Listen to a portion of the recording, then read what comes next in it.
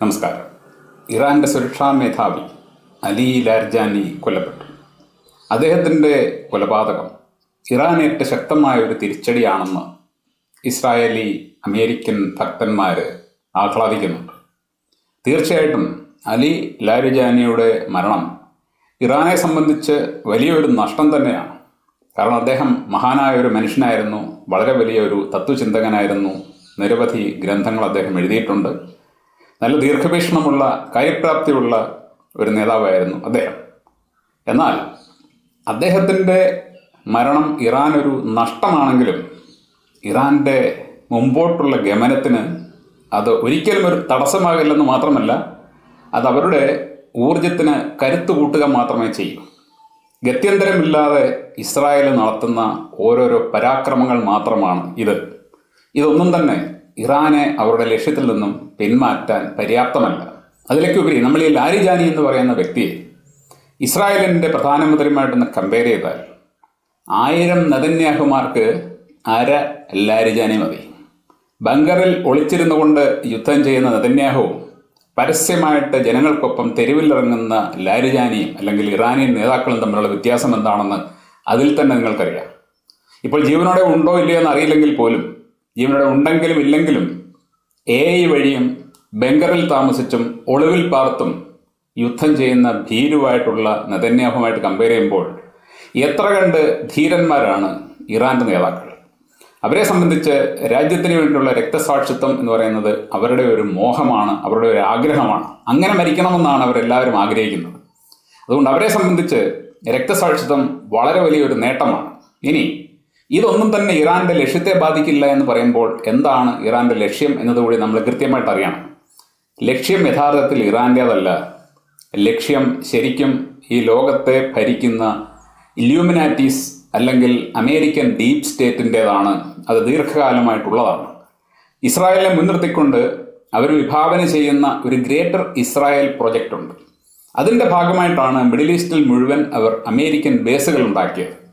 Middle ഈസ്റ്റിലുള്ള American ബേസുകൾ ഒന്നും തന്നെ അതാത് രാജ്യങ്ങളെ സംരക്ഷിക്കാനോ അവർക്ക് പ്രൊട്ടക്ഷൻ കൊടുക്കാനോ അല്ല, മറിച്ച് ഇസ്രായേലിനെ സഹായിക്കാൻ വേണ്ടിയാണ്. ഇസ്രായേലിൻ്റെ ഗ്രേറ്റർ ഇസ്രായേൽ എന്ന് പറയുന്ന പ്രൊജക്റ്റ് അവർ യാഥാർത്ഥ്യമാക്കാൻ വേണ്ടി നടത്തിക്കൊണ്ടിരിക്കുന്ന ശ്രമത്തിൻ്റെ പര്യവസാനത്തിൽ അവരുടെ ഒപ്പം നിൽക്കാൻ വേണ്ടിയാണ്, അവർക്ക് സപ്പോർട്ട് കൊടുക്കാൻ വേണ്ടിയാണ് ഈ ബേസുകൾ ഉണ്ടാക്കിയിരിക്കുന്നത്. എന്നാൽ ഈ ഗ്രേറ്റർ ഇസ്രായേൽ പ്രൊജക്റ്റിൻ്റെ ഏറ്റവും വലിയ തടസ്സമെന്ന് പറയുന്നത് മറ്റാരുമല്ല, ഇറാനാണ്. ഇറാൻ എന്ന് പറയുന്ന രാജ്യം അവിടെ ഉള്ളിടത്തോളം ഗ്രേറ്റർ ഇസ്രായേൽ പ്രൊജക്റ്റ് നടക്കില്ല. ഗ്രേറ്റർ ഇസ്രായേൽ എന്ന് പറഞ്ഞു കഴിഞ്ഞാൽ മിഡിൽ ഈസ്റ്റിലുള്ള സകല രാജ്യങ്ങളും ഇസ്രായേലിൻ്റെ കൺട്രോളിൽ വരിക. അവിടെ ഭരിക്കുന്നത് പിന്നെ ഇസ്രായേലായിരിക്കും. അവിടെ UAE ബഹ്റൈനോ സൗദി അറേബ്യയോ അല്ലെങ്കിൽ മറ്റേതെങ്കിലും രാജ്യങ്ങളോ ഉണ്ടാവില്ല. എല്ലാം തന്നെ ഇസ്രായേലിൻ്റെ കൺട്രോളിൽ വരും. അതിനുവേണ്ടിയുള്ള ശ്രമത്തിൻ്റെ ഭാഗമായിട്ടാണ് അവർ ഇറാനെ തകർക്കാനായിട്ട് ഏറെ കാലങ്ങളായിട്ട് ശ്രമിച്ചുകൊണ്ടിരിക്കുന്നത്. അതേ ലക്ഷ്യം വെച്ചുകൊണ്ടാണ് ഈ അമേരിക്കൻ ബേസുകൾ അവിടെ സ്ഥാപിച്ചിരിക്കുന്നത്. എന്നാൽ ഇപ്പോൾ ഇറാൻ ലക്ഷ്യമിടുന്നത് അത് തന്നെ തകർക്കാനാണ്. ഇറാൻ ഒരിക്കലും ഇതിനിറങ്ങി പുറപ്പെട്ടതല്ല, ഇറാനെ വലിച്ചിറക്കിയതാണ്. വലിച്ചിറക്കിയ ഇറാൻ്റെ ഇപ്പോഴത്തെ ലക്ഷ്യം ഗ്രേറ്റർ ഇസ്രായേൽ പ്രൊജക്റ്റ് അവരുടെ ജന്മത്ത് നടക്കാൻ പോകുന്നില്ല. അതിനുവേണ്ടിയാണ് അവർ അമേരിക്കൻ ബേസുകളെ നിരന്തരമായിട്ട് ആക്രമിക്കുന്നത്. ഏറെക്കുറെ ഈ സത്യം അറബ് രാജ്യങ്ങൾക്ക് മനസ്സിലായിട്ടുണ്ട്. അതുകൊണ്ടാണ് അറബ് രാജ്യങ്ങൾ ഇറാനെ തിരിച്ചൊന്നും ചെയ്യാത്തത്. അറബ് രാജ്യങ്ങളിലേക്ക് മിസൈലുകൾ വിടുന്ന ഇറാൻ യഥാർത്ഥത്തിൽ ലക്ഷ്യമിടുന്നത് അമേരിക്കയുടെ അവിടുത്തെ താവളങ്ങളെ അവിടെ നിന്നും ഇല്ലാതാക്കി, അമേരിക്കയുടെ നേവൽ ബേസുകളും ആർമി ബേസുകളും അവിടെ നിന്നും ഇളക്കി US തന്നെ പാക്ക് ചെയ്യുക എന്നുള്ള ലക്ഷ്യം വെച്ചുകൊണ്ടാണ്. അങ്ങനെ അമേരിക്കയുടെ ആർമി ഇവിടെ നിന്നും പൂർണ്ണമായിട്ടും പോയി കഴിയുമ്പോൾ ഇസ്രായേൽ തീർത്തും ഒറ്റപ്പെടും. ഇസ്രായേലിൻ്റെ ആ ഒരു സാഹചര്യം ആണ് ഇറാൻ ഇപ്പോൾ മുമ്പിൽ കാണുന്നത്. സത്യം പറഞ്ഞു കഴിഞ്ഞാൽ നമ്മുടെ രാജ്യത്തിനൊക്കെ വളരെ വലിയൊരു ഓപ്പർച്യൂണിറ്റിയാണ് ഇപ്പോൾ ഇറാൻ ഇട്ട് തന്നിരിക്കുന്നത്. കാരണം അറബ് രാജ്യങ്ങൾക്ക് മൊത്തത്തിൽ മനസ്സിലായി തങ്ങളുടെ സുരക്ഷയ്ക്ക് യാതൊന്നും ചെയ്യാനുള്ള കഴിവ് അമേരിക്കൻ സേനയ്ക്കില്ല. കാരണം അവരുടെ താവളങ്ങളെ പോലും സംരക്ഷിക്കാൻ അവരെ കൊണ്ട് സാധിക്കുന്നില്ല. അവയ്ക്ക് നേരെ ഇറാൻ ആക്രമണം നടത്തുമ്പോൾ അവർക്ക് ഡിഫെൻഡ് ചെയ്യാൻ പോലും പറ്റുന്നില്ല. അറബ് രാജ്യങ്ങളുടെ സഹായത്തോടു കൂടിയാണ് അവരിപ്പോൾ പിടിച്ചു നിൽക്കുന്നത്. എന്ന് പറഞ്ഞാൽ അറബ് രാജ്യങ്ങളുടെ സുരക്ഷയ്ക്ക് വേണ്ടി നിലകൊള്ളുന്നു എന്ന് പറയപ്പെടുന്ന അമേരിക്കൻ സേനയെ സത്യം പറഞ്ഞാൽ ഇപ്പോൾ രക്ഷിച്ചുകൊണ്ടിരിക്കുന്നത് അറബ് രാജ്യങ്ങൾ തന്നെയാണ്. അപ്പോൾ ഇങ്ങനെയുള്ള ഗുണമില്ലാത്ത ഈ സേന, ഈ താവളങ്ങൾ തങ്ങൾക്ക് ഭീഷണിയായിട്ട് എന്തിനിവിടെ വേണം എന്നുള്ള ചിന്ത ഇപ്പോൾ അറബ് രാജ്യങ്ങളുടെ മനസ്സിൽ വരുമ്പോൾ ഈ ഒരു സാഹചര്യം മുതലെടുക്കാൻ നമ്മുടെ രാജ്യത്തിന് നിസ്സാരമായിട്ട് സാധിക്കും. കാരണം അറബ് രാജ്യങ്ങൾക്ക് സുരക്ഷ നൽകാൻ ഇന്ത്യക്ക് കഴിയുമെന്ന് ഇന്ത്യൻ ഭരണകൂടം പറഞ്ഞു കഴിഞ്ഞാൽ 100% അവരത് അക്സെപ്റ്റ് ചെയ്യും. എന്നാൽ നമ്മുടെ ഭരണാധികാരി അമേരിക്കയെ പിണക്കാൻ പേടിയുള്ള ആളായതുകൊണ്ട് അദ്ദേഹം മുന്നിട്ടിറങ്ങുന്നില്ല. അദ്ദേഹത്തിൻ്റെ മനസ്സിൽ അങ്ങനെ ഒരു ആഗ്രഹമുണ്ട്. അതുകൊണ്ടാണ് അദ്ദേഹം ഇറാന്റെ ആക്രമണത്തെ അപലപിച്ചതും അറബ് രാജ്യങ്ങൾക്കൊപ്പം നിൽക്കുന്നു എന്ന് പറഞ്ഞത്. അങ്ങനെ പറഞ്ഞുകൊണ്ട് മാത്രം കാര്യമായില്ല. അദ്ദേഹം അറബ് രാജ്യങ്ങൾക്ക് സുരക്ഷ കൊടുക്കാം, ഞങ്ങൾ അതിന് തയ്യാറാണ് എന്ന് പറഞ്ഞാൽ 100% ഇറാനും അക്സെപ്റ്റ് ചെയ്യും. ഇറാൻ അതോടുകൂടി അങ്ങോട്ടുള്ള ആക്രമണവും നിർത്തും. ഇന്ത്യക്ക് നിസ്സാരമായിട്ട് സാധിക്കാവുന്ന കാര്യമാണ്. പക്ഷേ ഇത്രയും ഒരു ഗോൾഡൻ ഓപ്പർച്യൂണിറ്റി കയ്യിൽ കിട്ടിയിട്ട് നമ്മുടെ രാജ്യം പ്രത്യേകിച്ച് എന്തെങ്കിലും ചെയ്യുന്നതായിട്ട് കാണുന്നില്ല. ഈ ഗ്യാപ്പിൽ റഷ്യയോ ചൈനയോ കയറിക്കൂടി അവിടുത്തെ നിയന്ത്രണം ഏറ്റെടുത്തു കഴിഞ്ഞാൽ അത് നമുക്ക് വലിയ ക്ഷീണമായിരിക്കും. എന്തായാലും ശരി, ഇറാൻ നിശ്ചയിച്ചുറപ്പിച്ച് ഇറങ്ങിത്തിരിച്ചിരിക്കുന്ന കാര്യമെന്ന് പറയുന്നത് ഇതാണ്. അതായത് മിഡിൽ ഈസ്റ്റിലുള്ള അമേരിക്കൻ താവളങ്ങൾ മൊത്തത്തിൽ ഇല്ലാതാക്കുക. അതവിടെ നിന്നും പോകണം. അതെല്ലാം അവിടെ നിന്നും പോയി കഴിഞ്ഞാൽ പിന്നീട് സംഭവിക്കുന്നത് ഇസ്രായേലിൻ്റെ അതിശക്തമായിട്ടുള്ള ദയനീയമായിട്ടുള്ള ഒരു ഒറ്റപ്പെടലായിരിക്കും. ആ ഒരു അവസ്ഥ സംജാതമാക്കാൻ വേണ്ടിയാണ് എന്തെല്ലാം നഷ്ടങ്ങൾ സംഭവിച്ചാലും അതെല്ലാം സഹിച്ചുകൊണ്ട് ഇറാൻ കരുത്തോടെ പോരാടുന്നത്.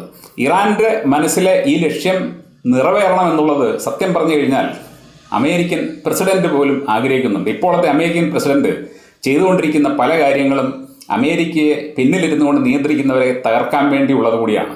അമേരിക്കയെ അവർ ഏതെല്ലാം തരത്തിൽ ഉപയോഗപ്പെടുത്തുന്നുണ്ടോ അതിൽ നിന്നെല്ലാം അമേരിക്കയെ പിന്നോട്ട് വലിച്ച് അമേരിക്കയ്ക്ക് ഈ ലോകത്തിന്മേലുള്ള ആധിപത്യം കുറേശ്ശെ ഇല്ലാതാക്കി മറ്റൊരു സാധാരണ രാജ്യമാക്കി അമേരിക്കയെ മാറ്റണം. അവരെ നിയന്ത്രിച്ചുകൊണ്ടിരിക്കുന്ന മാഫിയകളുടെ കൈകളിൽ നിന്നും അതിനെ രക്ഷപ്പെടുത്തണം എന്ന് ട്രംപിന് ആഗ്രഹമുണ്ട്. അതേക്കുറിച്ച് ഞാൻ പിന്നീട് ഒരു വീഡിയോ ചെയ്യുന്നുണ്ട്. എന്തായാലും ശരി, ഒരു കാര്യം വളരെ ഉറപ്പാണ്. ഇറാന്റെ മുമ്പിൽ അവർ വെച്ചിരിക്കുന്ന ലക്ഷ്യം എന്ന് പറയുന്നത് ഈ പറഞ്ഞതാണ്. ഈ ഒരു ഓപ്പർച്യൂണിറ്റി നമ്മുടെ രാജ്യത്തിന് വളരെ മെച്ചപ്പെട്ട ഒരു ഓപ്പർച്യൂണിറ്റിയാണ്. അതേക്കുറിച്ച് നമ്മുടെ രാജ്യം ചിന്തിക്കട്ടെ. അലി ലാരിജാനിയെ പോലെയുള്ള ഏതെങ്കിലും ഒരു നേതാവിനെ കൊലപ്പെടുത്തിയത് കൊണ്ട് ഈ പറയുന്ന മഹത്തായ ലക്ഷ്യത്തിൽ നിന്നും ഇറാൻ അല്പം പോലും പിന്നോട്ട് പോലെന്ന് മാത്രമല്ല, അവർ കൂടുതൽ കരുത്തോടുകൂടി, അതായത് ഈ രക്തസാക്ഷിത്വം നൽകുന്ന ഊർജ്ജത്തിൽ നിന്നും കൂടുതൽ കരുത്തോടുകൂടി അവർ മുമ്പോട്ട് പോകുക മാത്രമേ ചെയ്യൂ. നമുക്കറിയാം, ആയത്തുള്ള അലി ഖമനി കൊല്ലപ്പെട്ടിട്ട് പോലും ഇറാൻ അല്പം പോലും പതറിയിട്ടില്ല. അവിടുത്തെ ഏത് നേതാക്കൾ കൊല്ലപ്പെട്ടാലും ശരി, ഇറാൻ പതറുകയില്ല. എന്തായിരിക്കണം ഇറാൻ ചെയ്യേണ്ടതെന്ന് അവിടെ എഴുതി വെച്ചിട്ടുണ്ട്. അത് ആരൊക്കെ ആയിരിക്കണം ചെയ്യേണ്ടത് എന്നും അവിടെ എഴുതി വെച്ചിട്ടുണ്ട്. ഒരാൾ പോയി കഴിഞ്ഞാൽ അടുത്ത ആൾ ആ സ്ഥാനത്ത് വരും. ഒരു കാരണവശാലും ശരി, ഇറാൻ എന്ന് പറയുന്ന എണ്ണയിട്ട് മിനുക്കി വെച്ചിരിക്കുന്ന യന്ത്രത്തെ തടസ്സപ്പെടുത്താൻ അമേരിക്കയ്ക്കും ഇസ്രായേലിനും സാധിക്കില്ല. ആസന്നമായ പതനത്തിലേക്ക് തന്നെ പോവുകയാണ് ഇസ്രായേൽ. നമുക്കത് കാത്തിരുന്ന് കാണാം. Thank you.